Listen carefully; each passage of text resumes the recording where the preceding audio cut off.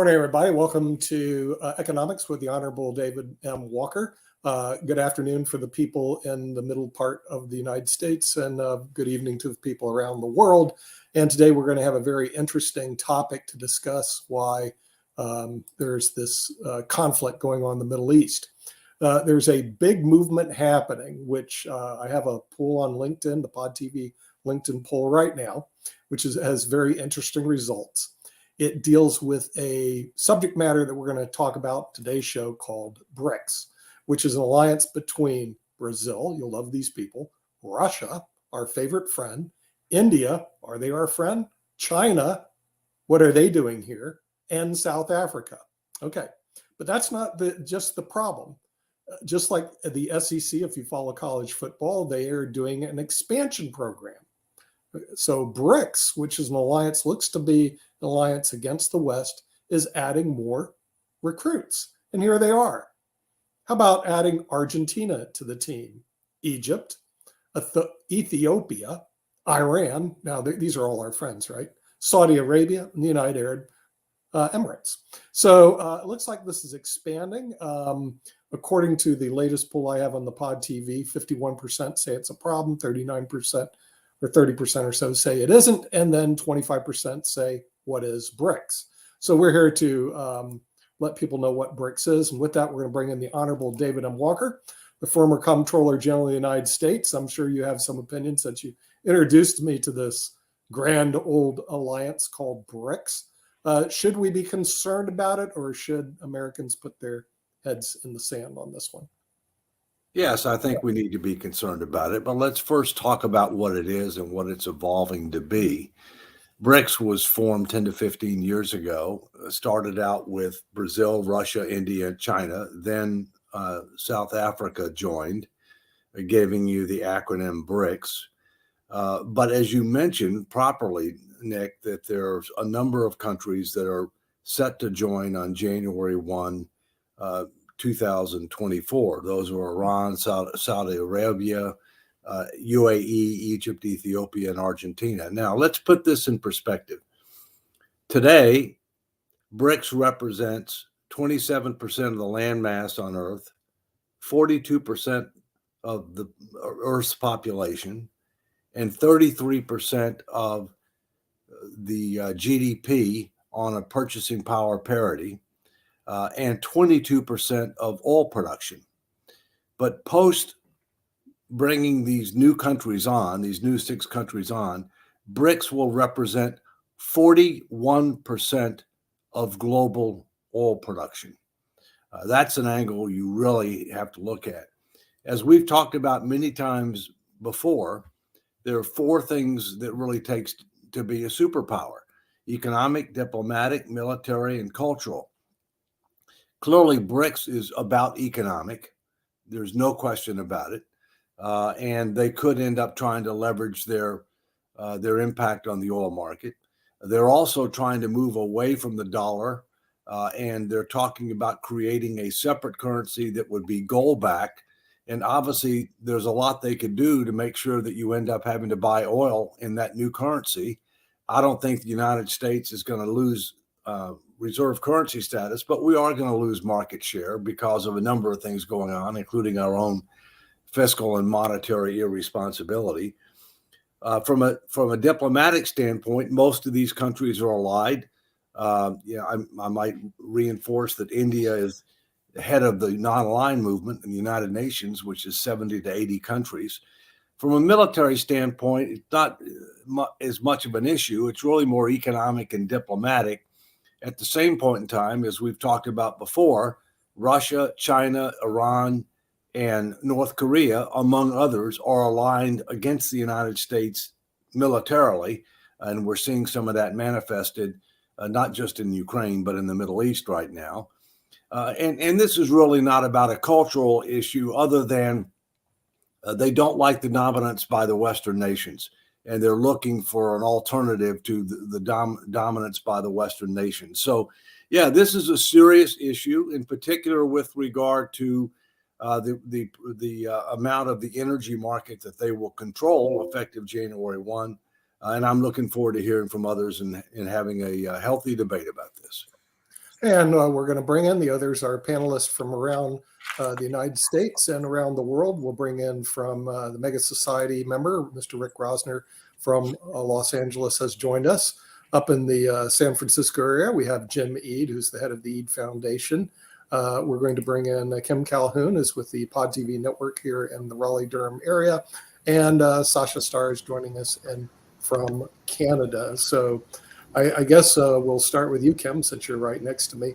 What are your thoughts on this Brics? I mean, it looks to me to be a hefty alliance, and if it stood just here, it is a contender for world dominance. And some of these people aren't our friends. It looks like Russia's not, but they're worse than the SEC. Look at their expansion. They plan on adding more countries to this BRIC alliance. So what are your thoughts on that? Realizing that on LinkedIn, which is usually a group of educated people, the Pod TV LinkedIn poll, 25% say the answer to this is, what is BRICS? So what are your thoughts on BRICS? Well, I think that they are a very powerful alliance that have been gaining some traction. We've kind of diverted our attention to other things, which I think is a bad thing. I think we need to be paying attention, a very close attention to alliances like this and find out what are their real intentions. And I think David is right. Take a look at who they are and what they represent. Economically, they are probably the world's biggest holder of all of our oil and gas and energy resources. When I attend CIRA, that's, if you look at the map, that's what they contain. And what would happen if, they decide to go to war with us like everyone else is doing right now? That seems to be the next knee-jerk reaction of many people. The other thing that people haven't looked at is like China right now. There's a company called Syngenta, and I think that they're taking over our agriculture. I mean, they already own our pig farms here in the United States, our major pig farm.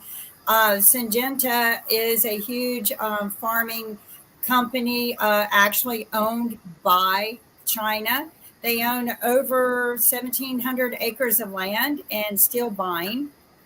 And there have been questions by government officials, what do we do with them? I mean, they are researching our seeds. What are they doing with that research? Could it harm us or help us? So I think BRICS, we just need to delve in a little bit deeper and find out what their true intentions are. Okay, we're going to dig over to our Mega Society member who joined us early from Los Angeles, Rick Rosner. Since you score like 1 out of a million on IQ tests, you're able to solve problems. It'll be this, Batman. Is this a problem? And do we? Yeah, I mean, we compound our problem because we need to get the country pulling in the same direction, not have a third of the population believe in crazy stuff. We've never talked about the singularity, which is a thing that tech bros believe in, that the rate of technological change by the 2040s will essentially become infinite because of AI and related technologies. And that allows crappy countries to, like, it doesn't matter. Like, I've got this huge IQ. Doesn't frickin' matter because anybody with an iPhone can be as smart as I am just by using the apps properly. And same goes for these countries that, Russia is a sucky country, low life expectancy, bad GDP, a small population relative to some of the rest of the countries, only 160 million people. But Russia spends $30 million a year on propaganda that makes Western democracies crazier. And so social media propaganda. So technology in the hands of, all these, countries that were not leading makes them more powerful. And this is a terrible time for America to be divided and have incompetent government. Mm-hmm. Yeah, and with that, we're going to San Francisco right now, speaking of the people in the tech sector, and talk to Mr. Jim Eade, who lives up there. And what are they saying about that in the Bay Area, about BRICS? Well, I think David set the stage correctly by saying this is an economic group consolidation. Much like OPEC was, much like the EU was, They're aligned for solving their common problems. And when you read what they wrote when they established BRIC before South Africa, it's for non-interference, equality, and mutual benefit. Now, what is so threatening about that? Why are we so threatened? It's because we're afraid of losing our dominance, our position of dominance in the world, and telling other countries what to do. What if we start thinking about cooperating and mutual benefit? Why is that something that's scary? Mutual benefit. Now, we talk about Russia and China as our enemies. Well, Russia invading the Ukraine was definitely an act of terrorism, in my opinion, anyways. And we have to oppose terrorists. We have to oppose terrorists whenever they manifest themselves. And, China has not yet done that. We still have trade with China. Why not continue trade? I believe in engagement. Brazil, Argentina, they're suffering. These populations are suffering. They aren't real threats right now. But if they have mutual benefit by establishing relations with other countries, they might be able to prosper. Now, why should that threaten the United States? Why aren't we for the global prosperity? Why aren't we in favor of countries like Egypt becoming a better country so its population doesn't suffer? Why is that threatening to us? That's a good question. We'll throw it to our friend in Canada who used to live in the Ukraine, Sasha Starr, who also used to be part of the Soviet Union's army. So, what are your thoughts about what Jim said? Are we threatened by BRICS, or should we ignore it, Sasha? BRICS is a very artificial organization that unites countries that have nothing in common between themselves. If you'll ask what Brazil has in common with South Africa, none, absolutely nothing. It's a bloc which was created by Russia, which goal is only single-handedly to hurt US anywhere, everywhere where it can't. This is the reason why it created the BRICS and now bringing all more countries which are helpless bystanders, like Argentina. Beside winning soccer world championship, what Argentina can do to dance their tanga or lambada until the morning? What else Argentina can do? Be realistic. What they are doing, they are useful idiots in the hands of Russia. China is playing very skillfully both sides. China, the more than anything else, they would love to have understanding with the United States. And I think it will happen rather soon, rather sooner than later. And then it would completely isolate Russia, and BRICS will be nothing but bunch of stationery and maybe a couple of telephone calls around the world. That's about it. Okay, we'll go to our international hedge fund manager out of Australia and get a view from down under. So Shaquille, should we be concerned about BRICS? I notice you guys in Australia and you guys in Canada are not part of this wonderful mutually exclusive organization. What are your thoughts? What are you guys saying down under? Well, before I answer that, because I actually want to respond directly to what Jim actually said, but I'm just going to quickly take a quick side note and just talk to Rick for a second. Rick, you said a few shows ago that you're Jewish. You're the only Jewish person that I'm aware of knowing who I haven't rung because I don't have your phone number.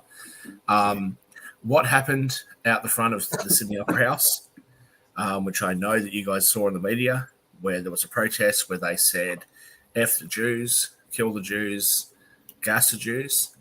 I don't know of a single Australian, I don't know of any Australian that supports that. As you know, half of my family are Muslim. None of my family support that. What's just happened is an absolute disgrace. What's happened is in Israel, and the support for it in Western countries blows my mind. I don't understand it. It is an absolute disgrace, and my heart goes out to you and the other 15 million Jewish people in the world. Thank you. It's absolutely horrific. And please don't think that Australia or the Muslim community are supporting this, because they're not.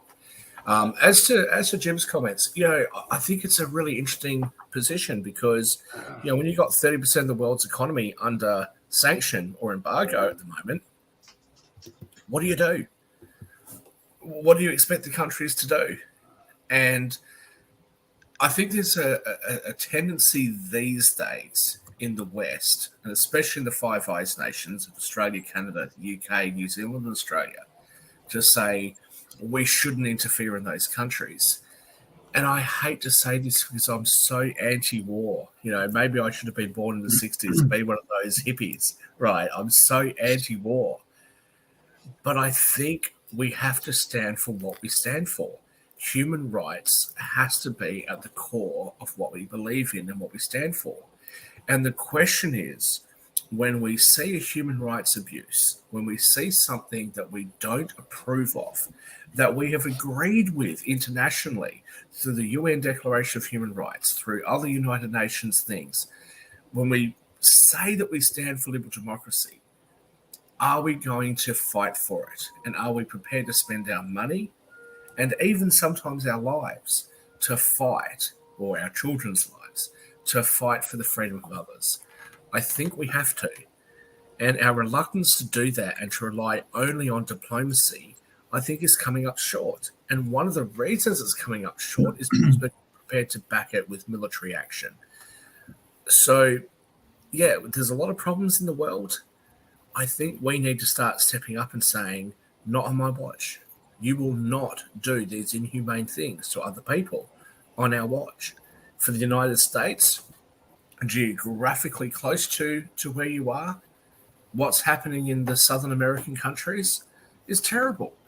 I mean, Mexico has a bad reputation, but look at what's going on in all the other countries south of your border.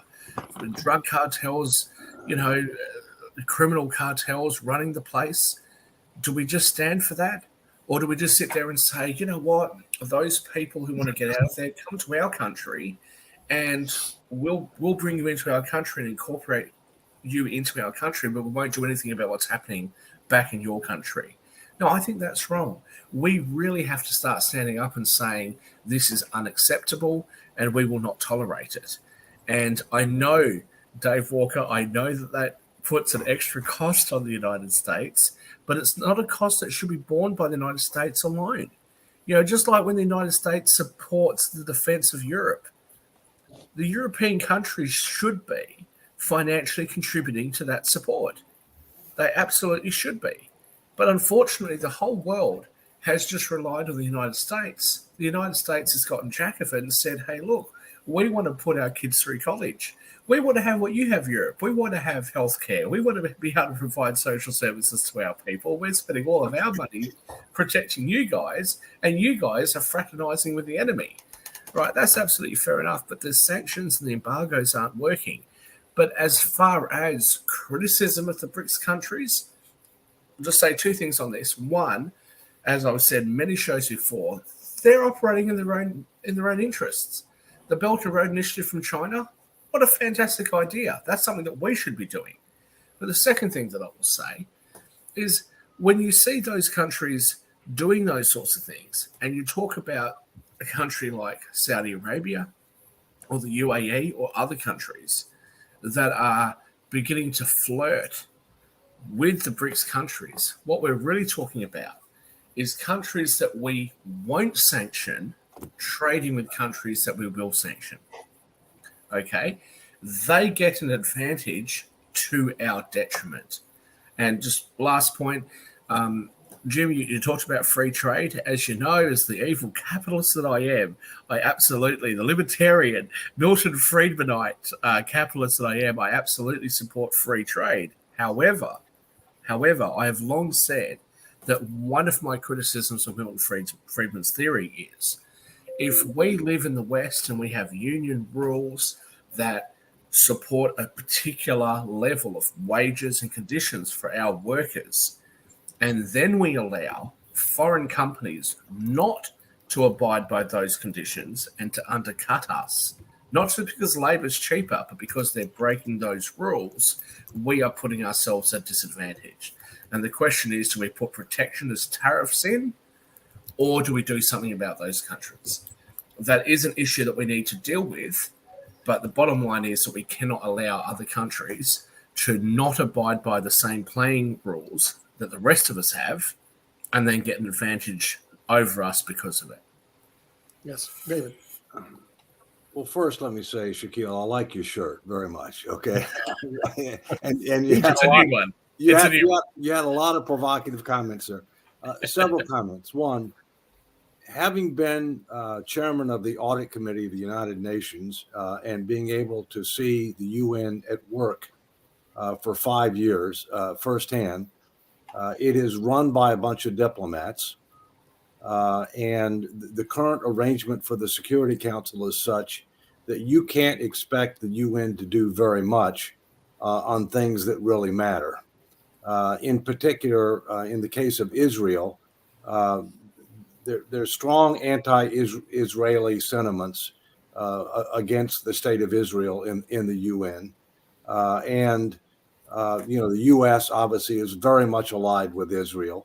But many of the other countries that are part of the UN are not. Plus, with every Security Council member being able to veto any particular action that's proposed, which includes Russia and China, then to the extent that things are happening in places like Ukraine or Israel or whatever else, the UN is further neutered. Thirdly, the UN has no army. It does have peacekeeping forces, but the way the peacekeeping forces work is countries will end up lending, for pay, I might add, they get paid, some of their military forces to the UN. They'll wear UN helmets or whatever, but, those are peacekeeping forces. In addition, I totally agree with you that the U.S., as the so-called leader of the West, quote unquote, okay, has an obligation to be able to intervene in appropriate circumstances in order to protect, in order to protect our national security, our allies' national security, and to fight autocracy and other things that are going on that hurt everybody. But the problem is that we tend to do way more than our fair share. In addition, let's take Ukraine as an example. I'm all for helping Ukraine, but we've done way more than our fair share. And now Biden's asking for $60 billion more for Ukraine, without having an end game as to where this thing's going to end. And so my view on that is, hey, let's help Ukraine, but let's use a little bit of incentives and say that what we'll do is it will match what the Europeans give. So you get on the Europeans to get off their keister and start doing a lot more, including countries like France, who talks a lot but doesn't do much. Okay, Italy, Germany's finally started stepping up. Oh, by the way, France is interested in being in participating in Brics. France is interested in participating in Brics. All right. Why not? Well, they're French. What are you expecting? I understand. They want to have a big role, but it's a wanna. So the other thing is that there are a lot of things that are going on in the world right now where the U.S. doesn't have a treaty obligation.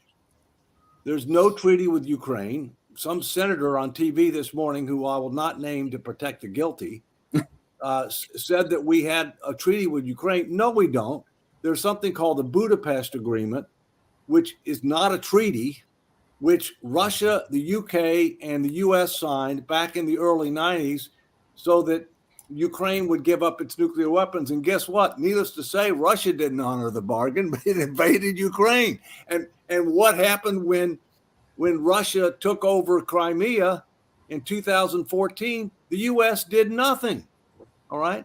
So we don't have a treaty with Israel, although it's obviously our greatest ally in that region of the world. And we obviously want to do everything we can to protect Israel. We don't have a treaty with Taiwan. There's some people that say that we have a treaty with Taiwan. So I totally agree that BRICS is primarily about two things.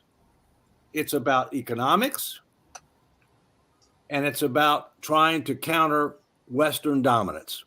It's about those two things. But some of the members of BRICS want to do more than that. They want to counter the U.S. Economically, diplomatically, militarily, and culturally. And those are the ones that we need to be more concerned about. But I come back to where I started. When you control 41% of the world's oil production, that's where you got to look and say, what's the intent here? David, sorry, Rick, can I just very quickly, sorry, I know you had your hand up, can I just very quickly say something? David, I absolutely agree with you on everything that you said about America brunting the financial cost.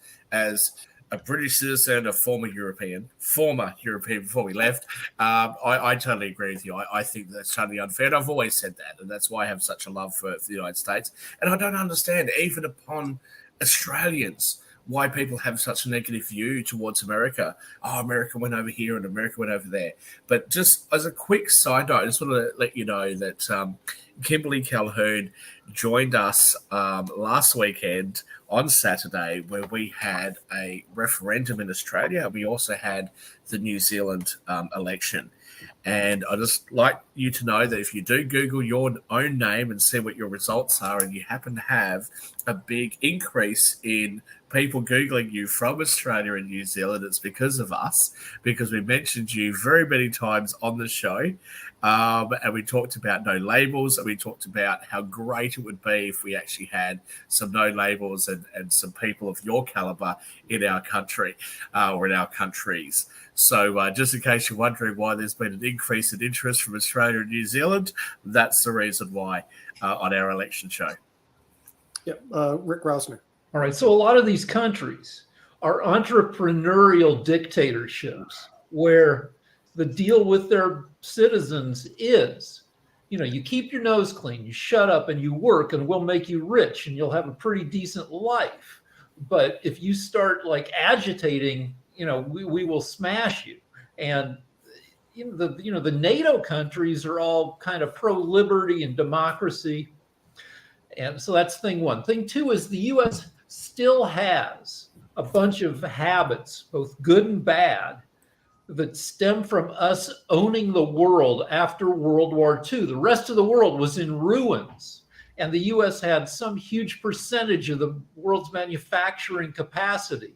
And we've been spoiled by our position of dominance and haven't come to terms, really how to buckle down and compete. And China just has to be patient. It reminds me of China reminds me of a supermodel who goes on a talk show and says, in middle school, I was geeky. They called me Skeletor. China is like that girl who in 9th grade is 6 feet tall and 105 pounds and no boobs. And it'll probably work out for that girl because she'll turn into a supermodel. China just has to wait, and they'll get most of what they want because they're technologically proficient, and they have 1.4 billion people under this dictatorship that gets them all kind of pushing for dominance. Rick, Well, when and they you have a when you say plan. that the United States has exerted this dominance, has the United States just exerted it, or has it earned it? If we totally discount the military action of the United States in Europe, and we just talk about it from financial aspects, has the United States borrowed money and then invested that money in other countries around the world to support them? Why shouldn't the United States be in this powerful position, and why shouldn't the United States and its citizens reap the benefits of that? I'm an American, but I feel like I'm more patriotic about America's interests than most Americans. We need to figure out how to continue to dominate, and we've lost some of that. Yes, you should, because as the leader of the Western world and as the leader of the movement and the human heart's greatest desire of freedom, as the leader of those that push the ideals of liberal democracy, the United States, who doesn't act unilaterally, the United States acts with the support of every other liberal democracy on earth, especially the Five Eyes countries. Yes, you absolutely should demand that other countries acquiesce to the things that we tell them that they should be doing. Can I jump in here? And then first, Go, man. China has something that we don't have. They Corruption. have a plan. They have a plan, and they're patient. But let me come back to what Shaquille said. The United States has intervened in European wars twice in the last 120 years and made the difference in both of those wars. At the end of World War II, the U.S. was 50% of global GDP. It had 70% plus of global manufacturing capability. We were it. But what did we do after World War II? We invested in Europe. We invested in Japan. We even invested in the countries that were our enemies during World War II in order to help them recover from the war, in order to promote economic development and opportunity. But what's happened is the United States has not recognized the reality that it's a new day today. Now we're about 24% of global GDP, so less than half. And that's on nominal dollars, not on purchasing power parity. China's already passed us on purchasing power parity. India is going to pass China by 2050, okay, in all likelihood. And so we are the leader, Shaquille, but leader doesn't mean that you get to dominate. And today we need alliances more than ever, because we have a number of challenges domestically that we've got to come to grips with, including the fact that our finances are stretched. And so, yes, we need to be recognized for what we've done, but we need to be able to also recognize the reality that today is not the same as World War II. We need a plan. We need alliances. We need to start executing, and we need to quit living for today and start helping to create a better tomorrow. And I'll leave it. With due respect, Dave, why should we Shaquille, dominate? come on. We've got other people with hands up. Come on. Yeah, let's go to our I've had alliance. my hand up for a while. Nick, you ought to moderate. We'll do I that. realize that this is economic show. However, while we are discussing BRICS, and there are a lot of economics as well as other factors, I would like to remind everybody that in 90s, there were approximately the same time 2 books were published. One of Fukuyama, The End of History, and another one by Huntington, The Clash of Civilizations.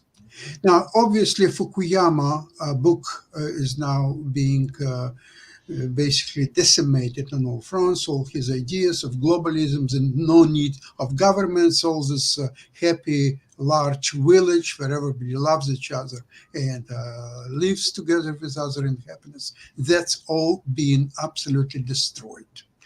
Let's talk about Huntington, Clash of Civilization. That is becoming more and more a reality as we're moving further along. Now, it's almost 30 years since the book was published. Remember that G7 countries, these are all part of the Western civilization. All the BRICS and all these new countries, what they want to join BRICS, they are all parts of different civilizations, not European, Western, European, US civilization.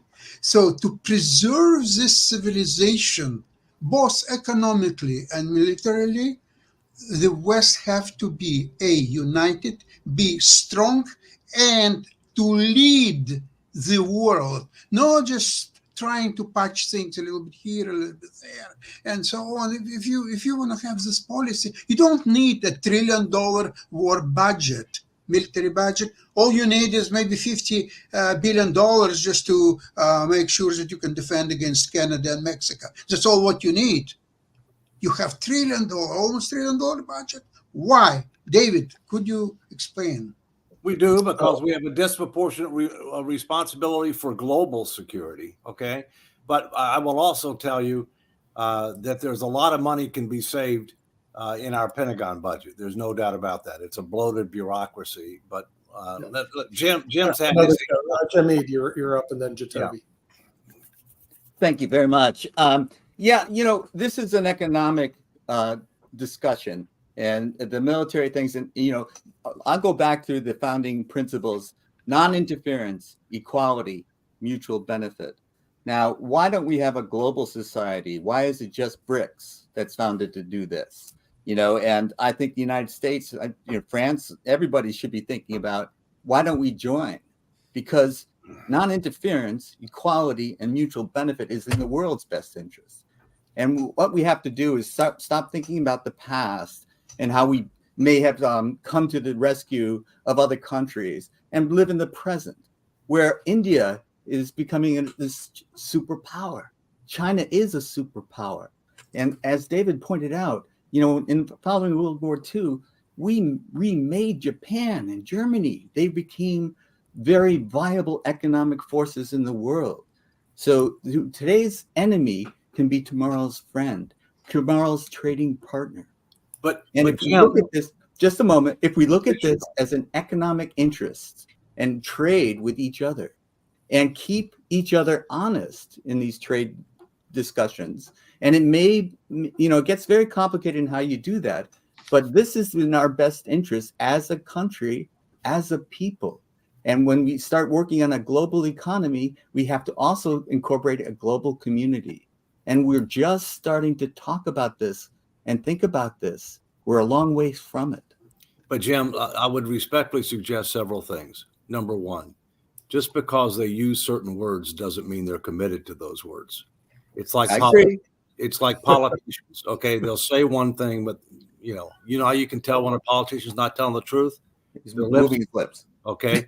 Secondly, and Megan Trainor did a good song about that.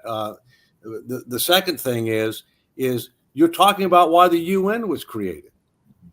The United Nations is a lot bigger than Brics, okay? And so the UN was supposed to try to be able to help promote world peace, promote economic development and opportunity, fight poverty, help to be able to eradicate certain diseases. I mean, that's what the UN's all about. And the UN does some good work, but it is dysfunctional. It needs to be able to be revised, including the Security Council, to recognize the reality of today and tomorrow, rather than based on post-World War II, situations. Well, with all due respect, Dave, what I'm suggesting is that Brics is a sign of the new day, the new promise of the new. The UN is a sign of the past. It is dysfunctional. Yes, it had all those promises. Yeah. And of course, yes, Russia is not telling the truth. There's no question about it. But why is Argentina suddenly our enemy? Come on. They're not. No. Brics. It's an economic situation. It's an economic organization. It's economic, like the EU. Well, it's economic together. Trade with them. It's economic, and to counter what they believe is a disproportionate influence by the United States and the West. I mean, Correct. That's what it is. It's not military. They're not enemies because they're a member Correct. Of that. And by the way, one of the things we got to think about, Jim and others, and I'll stop here. India is a wild card. Yes. India is going to have the largest population in the near future, okay, if not already, okay. India is growing. India is a democracy, the largest democracy. India is not going to ally with China militarily, okay. It's wanting to create its own influence, but India plays it both ways. Sure. They've got very close ties to Russia. And so they're going to be a particularly important force. I'll tell you somebody else who's going to be important economically and potentially militarily. Turkey. Mm-hmm. Turkey's a wild card. Watch out. All right. Jacoby, you're up. So, Dave, this is why I enjoy talking to you sometimes. It's great because I think I agree with a lot of what you say, and then it's good to hear from different perspectives. In terms of, because I completely agree that we don't have a plan, because I don't think that we're thinking future. No. We're not we're still stuck in the same archaic idea that we need this giant power, this blah blah blah blah blah. And I think if we look globally economically, is it possible? I'll put the question to you. Is it possible, because of the shift in us being more of a service country or service-oriented country, less of a manufacturing, even though we're trying to bring manufacturing back, but that's going away to automation. How, in your perspective, can we economically begin to, I guess, not really dominate or even focus on, hey, we must be? How can we create a coalition around future tech, similar to the way that I guess China and India are both pushing that future technology with AI? How can we as a country jump into that same boat and begin to build coalitions that way, which deal with the future technology and the future of the economy globally and not just in one area? Well, I think there's no question that it's in our interest to do that as long as others want to do that too. It's like a two-way street, right? Mhm. I think most Americans are for free trade, but they want fair trade. And not everybody wants, everybody wants something that's to their advantage. Okay. And so we got to get past that. The other thing that we're going to have to do in the United States that we have a real problem with is our K through 12 education system is in serious trouble. I mean, if we're talking about wanting to compete in the future, we need to re-engineer our K through 12 education system. We also need to fundamentally reform our immigration system to recognize the new realities that we're in a global economic Olympics and that we have to compete. But I'll come back to what I said before. I think, the U.S. is a powerful country. It's an important country. It's a leader of the free world. But we need to have a plan. We need to have more partnerships. We need to try to get past this as we versus they, like the newest thing, the axis of evil. Okay. That's the new axis of evil, I don't think it's inevitable that we're going to have another World War III. I sure as hell don't want one, but we need to start focusing more on the future rather than the past. Yeah. Rick Preston. So the U.S. needs competent politicians. Our current political environment lets too many scuzzballs, idiots get elected. Now, don't pat it. Don't pat it. Tell me exactly what you think. Yeah. Also, Don't hold back. like we need to counter 1/3 of the population being like swimming in nonsense, right-wing punditry, like the Alex Jones and Tucker Carlson and Hannity. Those people all make $30 million and more a year, like spewing bullshit at the gullible.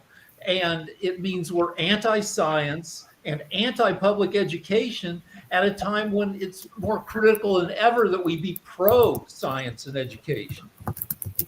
Well, I think you got to be a little careful, Rick. There are wing nuts on both sides. Sure. And there's a disproportionate number of wing nuts in Congress And in the Republican Party in Congress. So let me. That's fair to say, Dave. I'm an independent, so I'm an equal opportunity. I'm an independent speaker. I think Right. there's So wing nuts in both. gerrymandering. Well, I'm very independent. Let's get back to economics. Let's get back to economics. I'm The Republicans in the old I wanna days, when ask- they weren't crazy A like Hold on. very bizarre Economics. question. I want to ask a very bizarre question. I'm just very curious as to why we're not invited to Brics. Is it because our acronym will throw their name off? I mean, why are we not getting involved with uniting with them to see what's really going on? Why have we been separated? Why aren't we either invited or butting our nose in and saying, hey, let us join? Why? Because US has to pay an entry fee of $5 trillion, and then it would be allowed to join. Yes. BRICS. Sasha, don't tell them that. They'll end up passing They'll ask for legislation it. and they'll borrow another $5 trillion to do it. No, I just want to come back just a little bit, but very quickly to Jimmy and to Rick. Look, you guys are Californian. We know that you secretly have a crush on that Southern Belle, Marjorie Taylor. Oh, you caught me. You caught But, me you know, out. I don't know what you have against her. No, I do want to very just quickly say to Dave, you make the comment, well, why should America be doing this? Well, who else should? And you don't do it alone. You do it with everybody else. But to Jim, you make the comment about should we be neutral? And when you say we, you're referring to the When United did I say States. that? But should we? Well, When did earlier I you say said it should we neutral? interfere? I never said neutral. Well, you were talking about should we interfere. I'm misquoting you because it was a while ago now. You were talking about U.S. interference in other countries and should we be interfering in other countries? You made some reference of that. I have no idea what you're talking about. Please don't assign motives and words to me that I. Well, as I said, it was a while ago, so I may be misquoting you, and I apologize. I never advocated for neutrality. Okay. Well, I again, for the fourth time, I apologize if I'm misquoting you. But the position that many Americans have that they shouldn't interfere in the domestic arrangements of other countries, I don't agree with that. Because I think that the United States should do that for the same reasons outlined earlier. Domestically, we interfere when we see women, for example, being abused, or when we see children being abused. When we see that happening in third world countries and developing countries, we should get involved. And we get criticized for it. And we get told, oh, we're colonizing. Or we get told that we're, interfering in domestic affairs, or we're pushing our morality on other countries. Yeah, because that's what we all internationally agreed on. And that's exactly what we should be doing, in my opinion. And I know that sounds harsh, and I know that is something, and again, Jim, I'm sorry if I'm attributing those comments to you, but I think that's what we should be doing, actually, in the West. And it's not particularly a popular opinion right now, but I think that we should stand for what we believe in. I know the reasons. There's nothing wrong with leading by example. No one's ever said anything about that. Lead by example. I think it's more than just leading by example, actually. I think that we need to interfere with the affairs of other countries when they're doing things that we don't approve of. And let me just invade Iraq because of their. Come on, Shaquille, you're not making sense now. We don't invade other countries to make them treat women better. Absolutely, we should. Yep, I believe that we should. And I'm not with you on that. So my family, and I'm not an isolationist, although there's a strong that's isolationist tendency in the United States. So my family, my parents, my next generation up from me, moved to Australia because and to the UK because they wanted to have a better life, because they wanted to have freedoms and liberties that they didn't have in their home countries. Exactly. Okay? So I'm pro many immigrants do that. Now, we sit there and we take those immigrants in, but we don't help them in their own countries.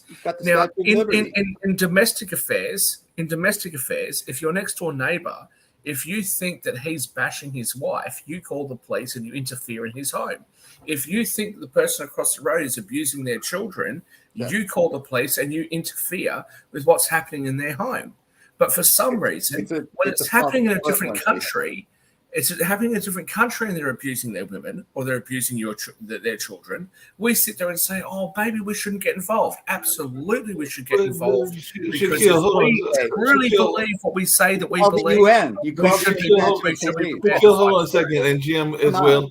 I had a quick question for Shaquille, because there are countries that have some very strong views against the LGBTQI community, and I know that there are some in Africa and a number of other parts of the world. Am I hearing you correctly in thinking that we should interfere in those countries because they have different belief systems in those kind of areas, and they've definitely had some very strong Supreme Court decisions and some very in their version of Supreme Court, as well as some other strong decisions. So, are you saying that we should interfere in those countries, even though we might have different moral views than they do?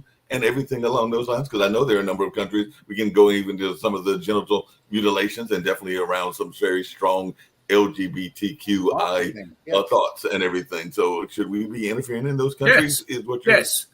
Yes, we should interfere.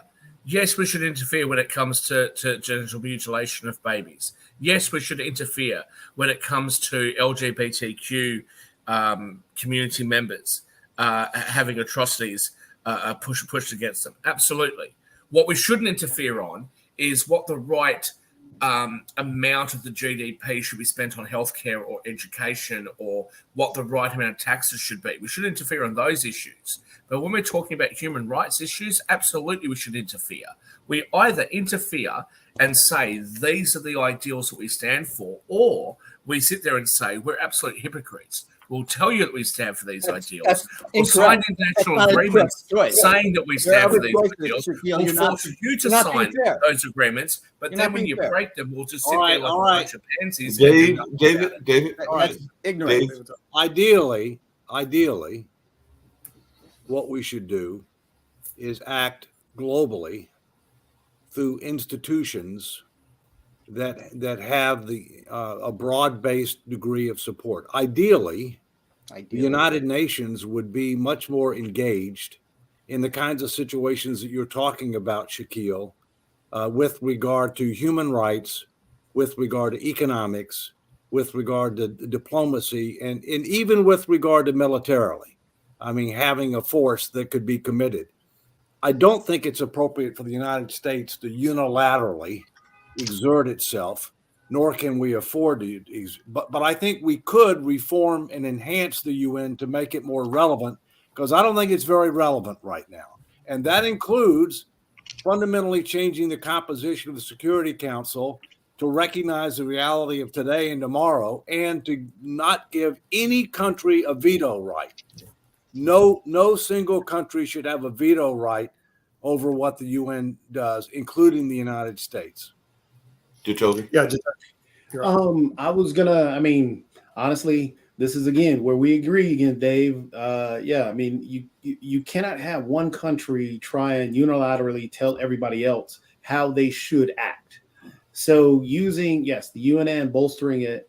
On top of that, creating a coalition to talk about to work with these issues from women on the board, LGBTQ representation, all the inclusivity that you can have within that UN, and pushing that out there as it's working.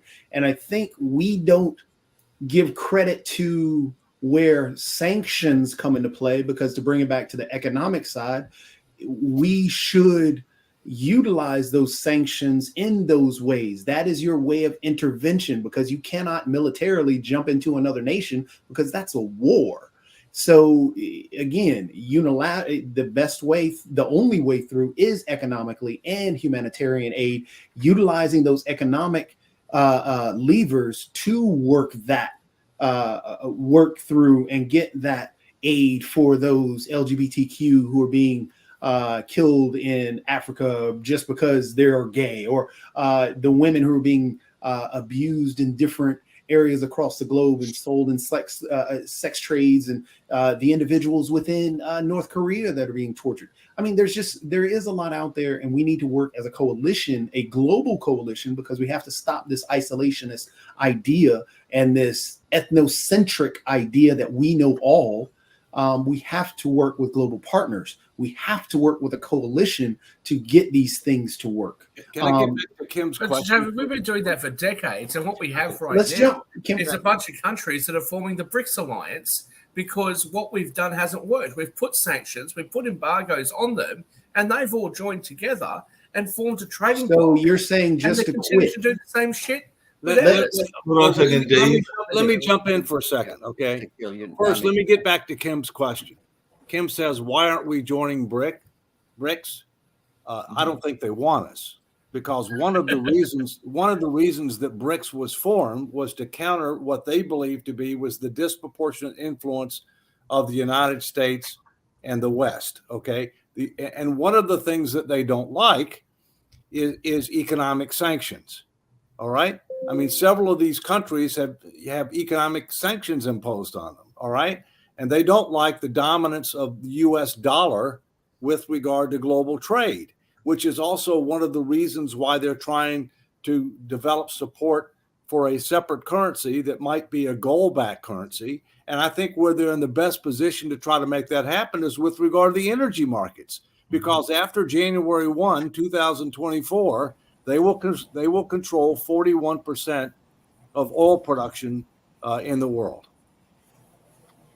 Hey, Dave, just really quick, I know we're winding down, but one of the complaints that I've heard people saying, even from the Brics country, is this notion of we can't even get our own house in order and everything because we've got a housing crisis. We've got a number of houses that are going up. I can speak of Durham, and I'm seeing all these houses that are going up, and they're not even at maximum capacity. And we have a homeless problem at the same time. And of course, we won't even talk about the penal system and what's going on with that as well. So I know that that's one of the complaints that the BRICS nations have. They're like, you need to get your own house in order before you can tell us what to do.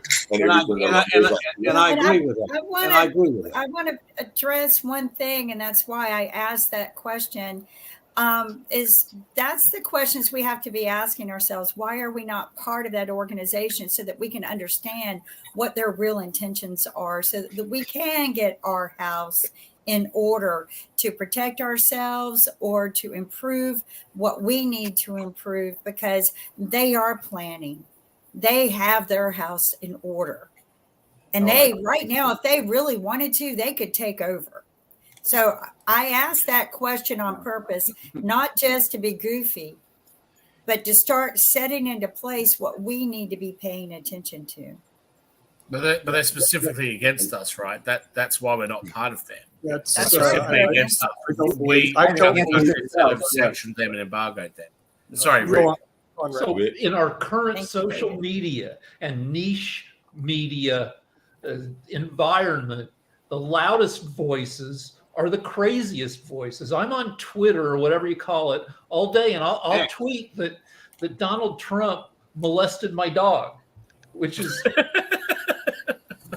and we're bombarded with a fire hose of this garbage all day. And in Congress, because of gerrymandering, the craziest candidate gets elected, because in a safe district, safely Republican, safely Democratic, the primary determines who wins. That's correct. And it's the craziest, most extreme people who show up to vote in a primary.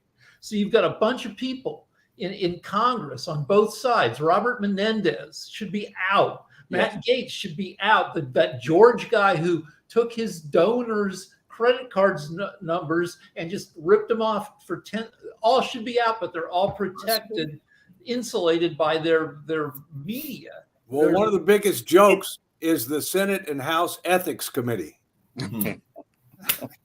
There was too many words. I wish there. I wasn't laughing. I wish I wasn't laughing. Dave, there was too many words there. It's called an oxymoron. One of the biggest jokes is the Senate and House. Oh, okay. Just left it at that. All right. We definitely have a problem in our country, and that's one of the reasons why I support No Labels, because Travis, the person who's been watching us from Australia, even said it. We have to stop creating the divide at the top, where they have created the labels and they divide us and them. And we need to begin it by just getting people in office that have no labels. They have no party favors that they're giving to everyone, that they are joining together to make a better place for the United States, not for themselves or for their party. And I think that was a true show for us when they got rid of our House Speaker, because he wasn't for his party. I have issues with that. Let me just say, as one of the national co-founders of No Labels, I support what you're saying. Today, the latest statistics I've seen, 48% are unaffiliated voters, including me. 27% are Democrat, 25% are Republican.